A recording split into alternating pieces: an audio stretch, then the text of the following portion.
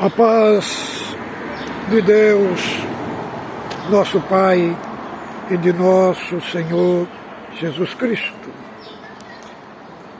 Mais uma vez estamos aqui no canal para gravar mais um vídeo. Passando no nosso canal, não esqueça de se inscrever, fazer seus comentários e deixar o seu like, porque o YouTube entende que é um vídeo relevante e vai indicar para as outras pessoas assistir o nosso vídeo. Nosso compromisso é um compromisso genuíno com a vida cristã, onde aqui tratamos de assuntos, de temas, não pondo o nosso pensamento, mas o que as Escrituras Sagradas nos deixam bem claro. O vídeo de hoje vai ser um vídeo muito relevante da nossa fé. Hoje vamos falar sobre a essência, a evidência da justificação. Este texto está escrito na epístola do apóstolo Paulo aos Romanos, no capítulo 5. Lemos com a ajuda de Deus. Sendo, pois, justificados pela fé, temos paz com Deus por nosso Senhor Jesus Cristo, pelo qual também temos entrada pela fé a esta graça, na qual estamos firmes e nos gloriamos na esperança da glória de Deus. E não somente isto, mas também nos gloriamos na tribulação, sabendo que a tribulação produz a paciência. E a paciência, a experiência. E experiência, esperança. E esperança não traz confusão, porquanto o amor de Deus está derramado em nossos corações, pelo Espírito Santo que nos foi dado. Porque Cristo, estando nós ainda fracos, morreu ao seu tempo para os ímpios. Porque apenas alguém morrerá pelo justo, pois poderá ser que pelo bem bom alguém ouse morrer. Mas Deus prova o seu amor para conosco, em que Cristo morreu por nós, sendo nós ainda pecadores. Logo, muito mais, sendo justificados pelo seu sangue, seremos por ele salvos da ira. Porque se nós, sendo inimigos, fomos reconciliados com Deus pela morte de seu Filho, muito mais, estando já reconciliados, seremos salvos pela sua vida.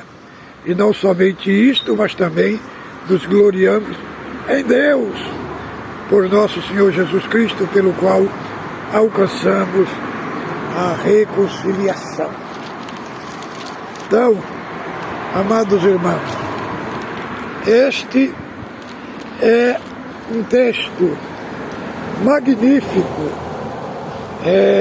da nossa fé, que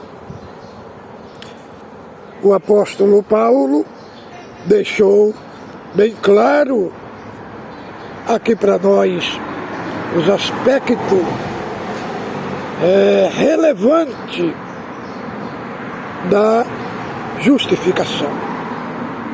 A doutrina da justificação, essa verdade não é uma verdade secundária, nem lateral, mas é o núcleo, a essência, irmão,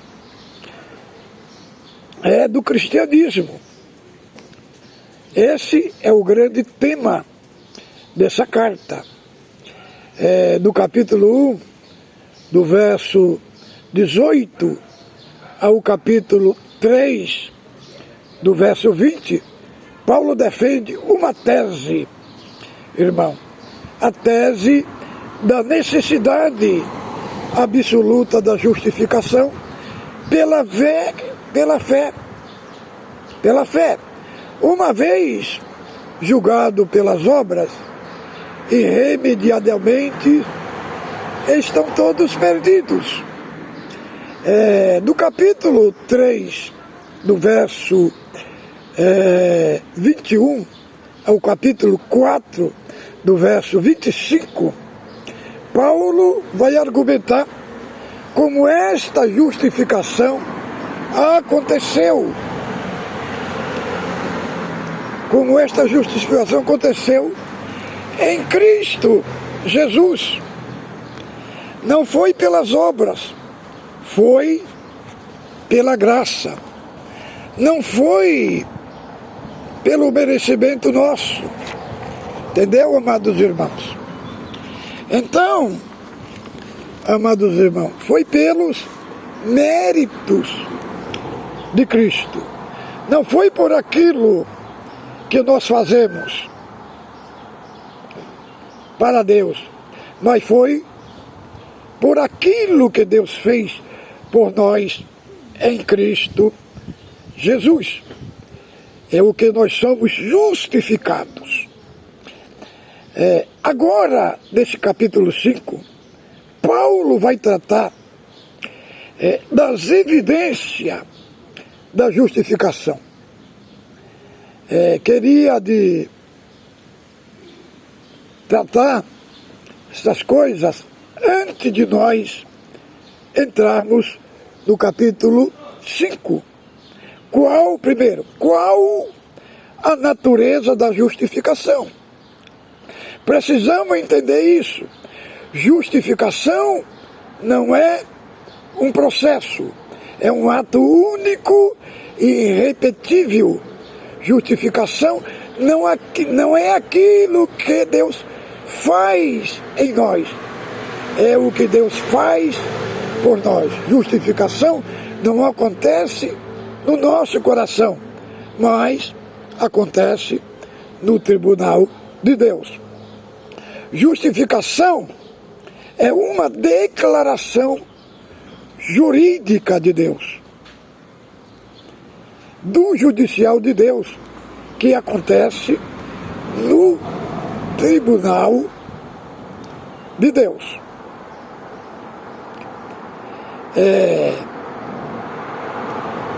Que todo aquele que crê no Senhor Jesus não tem mais culpa sobre ele, ao contrário, o seu pecado colocado na conta de Cristo,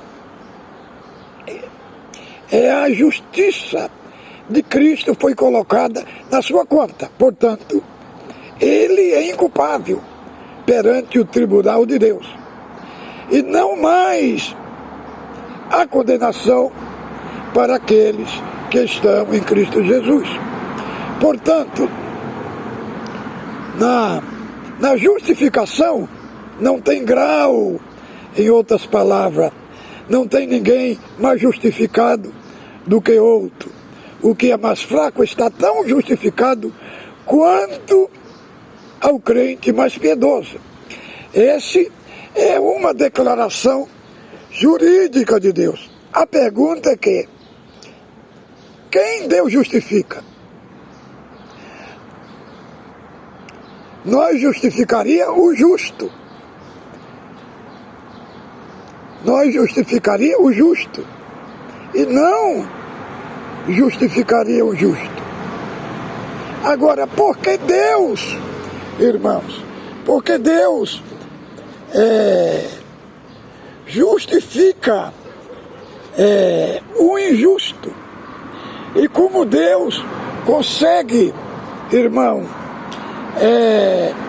justificando o injusto e permanecer justo? O justo justifica o injusto. e um justo. Mas Deus não justifica o justo. Deus justifica o injusto. Como Deus pode ser justo e no mesmo tempo justificar o injusto? Para nós é uma injustiça. Lá em Provérbio, Salomão chega a dizer em Provérbio, chama de abominação aquele que justifica o ímpio. Mas como Deus pode ser justo e justifica o injusto? Deus justifica o injusto não por causa da injustiça do injusto, nem por causa da justiça dele, porque a injustiça do injusto aos olhos do Deus vivo não passa, irmão, de trapos de imundícia. Deus justifica o injusto imputando na conta do injusto a justiça plena de Jesus Cristo. O justo morreu por nós e o injusto pagou a nossa dívida e agora, irmão, bota no nosso crédito a justiça do seu Filho. Isso ele nos justificou e ao mesmo tempo continua sendo justo. Agora, o segundo aspecto, né? Segunda coisa que precisamos entender: a causa meritória da justificação. Causa meritória da justificação é a morte de Cristo ao nosso favor. Nós fomos justificados porque um substituto legal assumiu o nosso lugar como nosso fiador, como nosso representante, morreu a nossa morte. De tal maneira, estando nós em Cristo, estamos quitos com a lei de Deus, estamos quitos com a justiça de Deus. Não pesa nenhuma condenação para aqueles que estão em Cristo Jesus. Esse é a causa legal, é a causa meritória, amados irmãos, da justificação. Entendemos? Porque este, né, é um aspecto glorioso, né, da justificação. Agora, vamos ver o outro aspecto que Paulo coloca aqui para nós entendermos e compreendermos esta doutrina gloriosa, as evidências da justificação. Depois ele fala da fé. A fé é a causa instrumental da salvação. Nós não somos salvos pela fé. Nós somos salvos através da fé. Ela é um instrumento,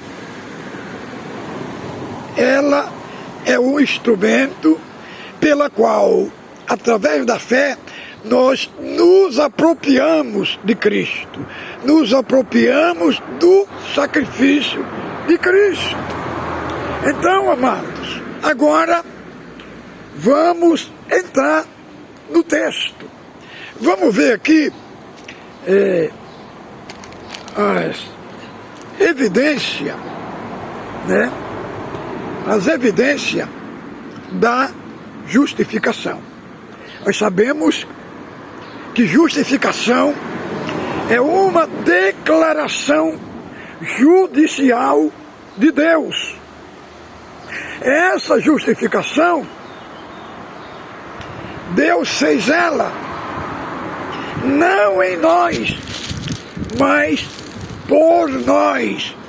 Primeiro, ela aconteceu no tribunal de Deus.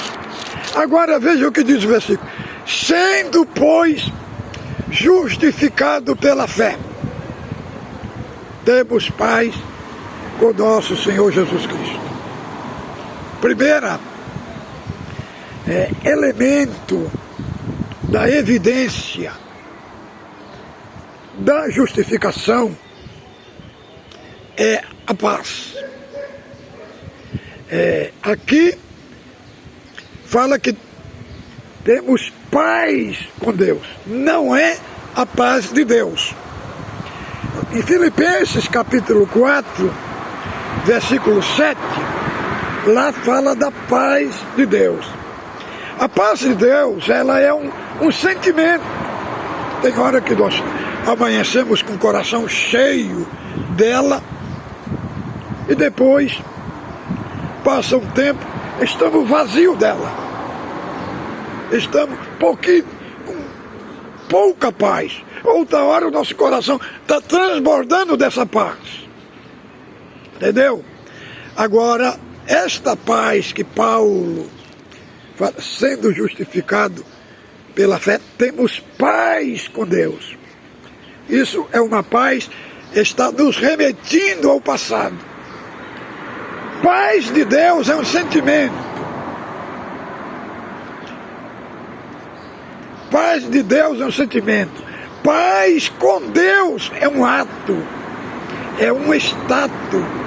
É a única vez que o homem, quando é justificado em Cristo, recebe. Então, irmão, no passado fomos justificados. Por quê? A parede de separação que era contra nós foi derrubado através da cruz e fomos nos reconciliados com Deus. Antes de sermos justificados, nós éramos um réu diante de um juiz. Agora, justificado, é um filho diante de um pai. Agora, vamos ver aqui. O verso 2. Pelo qual temos também entrada pela fé esta graça. Entendeu? Então aqui vai falar da fé. Da parte da causa instrumental da salvação. E é através dela que nós nos apropriamos. Ela é apenas um instrumento. Não é ela que nos salva. É ela que, através dela, nós nos apropriamos do sacrifício de Cristo. Nossa salvação está na causa meritória. Por esta causa instrumental que é fé, nós nos apropriamos da causa meritória que é Cristo, que é o seu sacrifício para sermos salvos. Agora, a fé, ela tem 3 aspectos na língua grega. O primeiro aspecto da fé é uma pessoa entrando na presença de um rei. Então, o que isso representa, irmão? Representa nós entramos na sala do trono. Nós temos intimidade com Deus. Isso que nós vamos explicar aqui, explicar para os irmãos a segurança da salvação. Essa pérola preciosa, esse diamante que Paulo deixou para nós aqui, para os irmãos entenderem. Então, a primeira expressão da fé, da entrada pela fé, esta graça, é a ideia de uma pessoa entrando na presença do rei. Você e eu, todos aqueles que nasceram de novo, entrando na sala do trono e temos intimidade com ele. A segunda expressão, irmão, é a expressão da pessoa entrando no templo para adorar a Deus, para se relacionar com Deus, para ter, irmão, uma vida de adoração, uma vida cristã diante de Deus. Então, como disse o Senhor lá para a mulher samaritana, chegará a hora que os verdadeiros adoradores me adorarão em espírito e em verdade. Então, irmão, a terceira expressão é uma expressão de um navio ancorado num porto seguro. Então vejamos bem, a terceira expressão da fé é uma expressão que nós estamos num porto seguro. Pode levantar o vento que levantar, pode levantar a guerra que levantar, nós estamos num lugar firme, amados, num lugar seguro. Que isso seja para encorajar o teu coração, encorajar a tua vida e saber que você não está seguro em coisa aleatória. Não, você está num porto seguro, é em Cristo que você está seguro. Agora, irmão, a terceira, essas são as três expressões. Agora,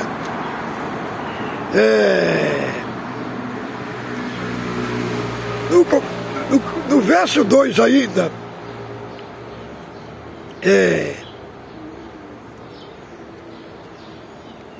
na parte B do verso 2, na qual estamos firmes e nos gloriando na esperança da glória de Deus. Então, irmão, nós temos uma alegria plena, né? Esta expressão da esperança nos remete ao futuro. Depois eu vou fazer um vídeo sobre a esperança cristã, irmão, porque a esperança cristã, ela não se refere só em crer. Ela tem outros aspectos muito mais magníficos que embasa a nossa fé, a esperança. Então, nós temos um gozo glorioso dentro de nós, um gozo, uma esperança triunfante dentro do nosso coração. Nós vivemos numa vida processual, dia após dia. Irmão, essa esperança cada vez mais vai se tornando mais viva dentro de nós, porque nós estamos seguros em algo firme. Entendeu, irmão? Agora, no verso 3, e não somente isso, mas também nos gloriamos na tribulação. Agora alguém fala, mas a tribulação é amarga, é dolorosa. Como nós podemos nos gloriar em algo que nos faz sofrer, que nos faz chorar? Não, irmão, aqui nós não estamos colocando uma filosofia masoquista, só por sofrer. Não, o que Paulo está querendo dizer, irmão, é que essa tribulação nós nos alegramos dela, não é propriamente no sentido de sofrer, é no sentido do ensino, do ensino dinâmico, dessa lição pedagógica que a tribulação traz para nós, do que ela produz em nós. E a tribulação, ela tem uma expressão no grego de um rolo compressor, entendeu? No latim a expressão é tribulum. Tribulum era um rolo compressor, irmão, cheio de pregos, entendeu? Cheio de prego, que passava por cima dos cereais. Quando passava por cima dos cereais, a palha caía para um lado e o grão caía por outro lado. Então, irmão, o que produz? A tribulação. Ela produz, ela traz para nós o ensino, o matemática, o ensino dinâmico de produzir dentro de nós, de separar, de tirar a palha do trigo. É uma expressão de quê? De limpeza, irmão. É uma expressão de cada vez mais ir nos separando do que é mal, do que é prejudicial. E aí, irmão, e aqui ele faz, e aí depois, irmão, e não nos gloriamos também, sabendo que a tribulação produz a paciência. Paciência aqui é uma perseverança, sabe? É uma perseverança que faz nós vencer, irmão. Faz nós triunfar sobre as provas adversas que vem na nossa vida. E aí depois, irmão, o outro aspecto é o aspecto da experiência. É outra evidência da justificação, experiência. A experiência aqui, irmão, ela tem uma conotação de um ourive que pega uma prata e coloca dentro do forno. E aí o que acontece? O fogo consome a escória. E aí o que aparece depois? Primeiro, tira a escória. Segundo, aparece um metal nobre. Então entenda, irmão, a experiência aqui, ela se refere a uma purificação.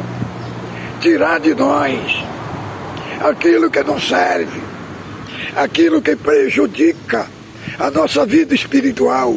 Então, irmão, essa experiência, o que é? Ela produz dentro de nós, através do fogo da provação, através do teste que passamos, ela produz dentro de nós, irmão, igual o ourive. Ele produz, tira a escória daquele metal e aquele metal vira o metal nobre. Então o que é provação, irmão? O que é essa experiência? Ela produz dentro de nós coisas excelentes, coisas nobres. Glória ao nome santo do Senhor. Então não estranhe a ardente prova que você está passando, como coisa estranha tivesse te acontecido. Entenda que você está na escola do Senhor. Você está na escola do deserto. Você está na escola do aprendizado. Você está no tempo de formação. Sabe quanto tempo Deus demorou para formar Moisés? 40 anos. 40 anos. O Senhor demorou para formar Moisés. Então tudo que você está passando, irmão, não rejeite esse sofrimento. Procure entender. Procure extrair dele algo que vai se transformar em gozo. O apóstolo Paulo, no início do seu ministério, começou a repulsar o sofrimento. Mas chegou uma hora que ele começou a ter prazer no sofrimento. Não pelo o que o sofrimento é, mas por aquilo que ele produz. Então entenda isso. Então vamos mais aqui.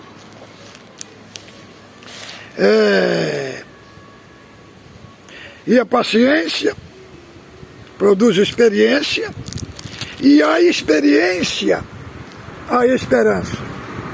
E a esperança não traz confusão, porque o amor de Deus está derramado no nosso coração. Ou expressão mais magnífica. Aqui ele vai falar do amor derramado. Aqui Paulo tem em mente o capítulo 3 do Evangelho de João, do verso 16. Deus amou o mundo de tal maneira que deu seu Filho unigênito, que todo aquele que nele crê não pereça, mas tenha vida eterna. Deus amou o mundo de tal maneira. Essa expressão tal é uma expressão que está fora, irmão, do ordinário. É uma expressão gigantesca. Deus amou o mundo de tal maneira. É um amor que é um amor sem medida. É um amor que não pode ser calculado. Aí ele fala que esse amor aqui, primeiro aspecto, esse amor aqui, ele se derramou, irmão. É um amor copioso. É um amor transbordante. É uma chuvarada. É uma inundação de amor que inundou o nosso coração. Então, irmão, é uma expressão gigantesca do amor de Deus. Que o amor de Deus abrange tudo. Você pode estar numa situação difícil, sofrendo, desempregado, enfermo, sem esperança de ser liberto dessa enfermidade, as dívidas para pagar, guerra espiritual de todos os lados, de todas as esferas. Mas eu estou gravando esse vídeo aqui para te dizer, irmão, que tudo que você está passando, irmão, este amor que foi derramado no nosso coração vai te abastecer, vai abastecer a sua alma para você triunfar e chegar do outro lado de cabeça erguida. É o amor que foi derramado. É um amor copioso. É um amor copioso. É um amor transbordante. Aqui a expressão é de uma grande chuva de amor. E o que Paulo, pano de fundo, que Paulo tem em mente aqui, é João 3:16. Deus amou o mundo de tal maneira. É um amor fora da medida, que não dá para calcular, irmão, o que foi feito por nós na terra. Então, depois ele vai falar de outro aspecto, outras evidências aqui, que o amor de Deus, o amor de Deus é imerecido.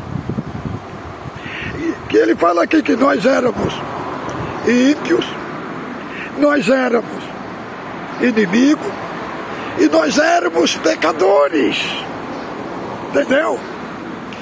Todos os adjetivos aqui, irmão, são adjetivos negativos, sem nenhuma possibilidade de alcançar este amor,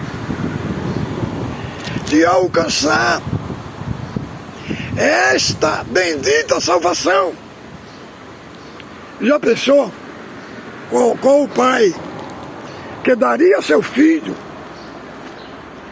para morrer por alguém mau, por alguém, por um bandido, pelo um maconheiro, um traficante, um ladrão?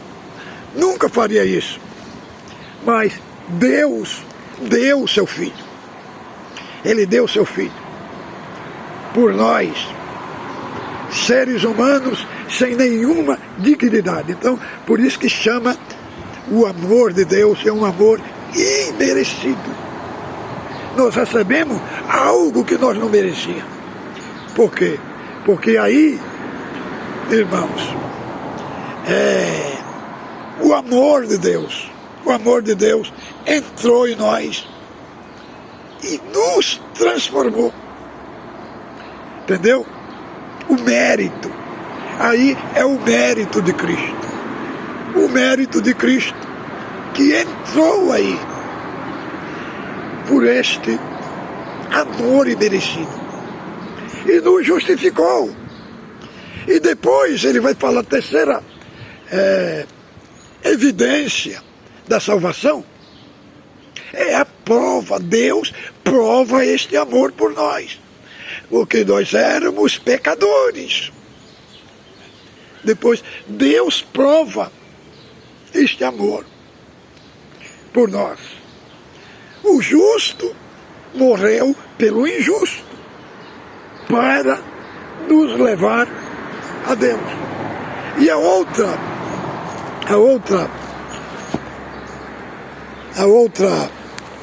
parte, irmão, é o seguinte. Aí ele fala aqui no verso, vamos ver aqui, 10. Porque nós, sendo os inimigos, fomos reconciliados pela morte de seu filho. Muito mais estando já reconciliados, seremos salvos pela sua vida. E não somente isto, mas também nos gloriamos por nosso Senhor Jesus Cristo. O verso 9. Logo, muito mais agora, sendo justificado pelo seu sangue, somos por ele salvos da ira. Aqui já fala, amados irmãos, da glorificação. Da glorificação. Apenas da glorificação, que naquele dia não seremos julgados juntos com os ímpios no tribunal, no trono branco. Então, somos salvos pela glorificação. Agora, para encerrar, aqui o verso 11. E não somente isto, mas também nos gloriamos em Deus por nosso Senhor Jesus Cristo. Aqui já fala o outro aspecto da plena comunhão com Deus. Vejamos bem, no verso 3,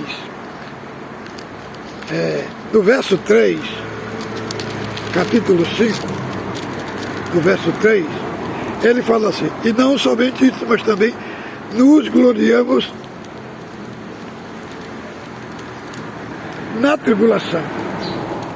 Aqui, nos gloriamos na tribulação. E aqui, irmãos, no verso 11, ele fala: e nos gloriamos em Deus por nosso Senhor Jesus Cristo. A plena comunhão com Deus, irmão. Então, amados irmãos, este assunto é um assunto magnífico para impactar a nossa alma. A gente vê irmãos pregando essa palavra e a gente vê que eles não conhecem ainda o que é a justificação. A gente fica com dó, né, irmão? Ler uma palavra dessa e não dá conta de mergulhar no texto e explicar. Então, irmãos, é a plena comunhão com Deus. O que é isso? É os efeitos, é as evidências da justificação. Esta justificação é a doutrina central do cristianismo. É como dizia Martinho Lutero, sem essa doutrina, a igreja cai. Com essa doutrina, a igreja fica de pé. É o coração. Esta doutrina da justificação é o coração do cristianismo. E trouxe aqui hoje essa reflexão, amados, para alegrar o seu coração, para ativar o sensor da sua vida espiritual. E muitas vezes, devido à luta, da guerra, parece que aquele fogo que tomava o seu ser, que tomava a sua alma, com o tempo parece que vai desaparecendo, vai minguando, né, irmãos? Mas hoje eu estou trazendo aqui esta palavra, esta linda palavra gloriosa, para ativar a sua fé, para te encorajar diante de tudo que está na terra, diante de tudo que está vindo aí.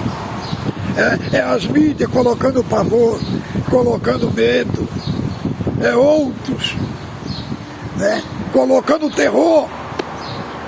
Mas olha, o que Deus está trazendo aqui para nós é para preparar o seu coração, para preparar a sua alma, para você saber a riqueza que você não conhecia, que você não imaginava que tinha, que Deus tinha reservado para você. É uma riqueza eterna. Não tema nada, irmão, nada. O nosso Deus é dono de tudo. Diz a palavra que nem o céu do céu o pode conter, mostrando a sua grandiosidade, o seu poder gigantesco, que age na hora que for preciso de agir, ele entra em cena. Entenda, fique com Deus, meus caros irmãos, irmãs, ouvintes, todos que ouvi também esta exposição aqui. A paz de Deus seja nos vossos corações. Fique com Deus, tenha aí um dia abençoado junto aos seus queridos.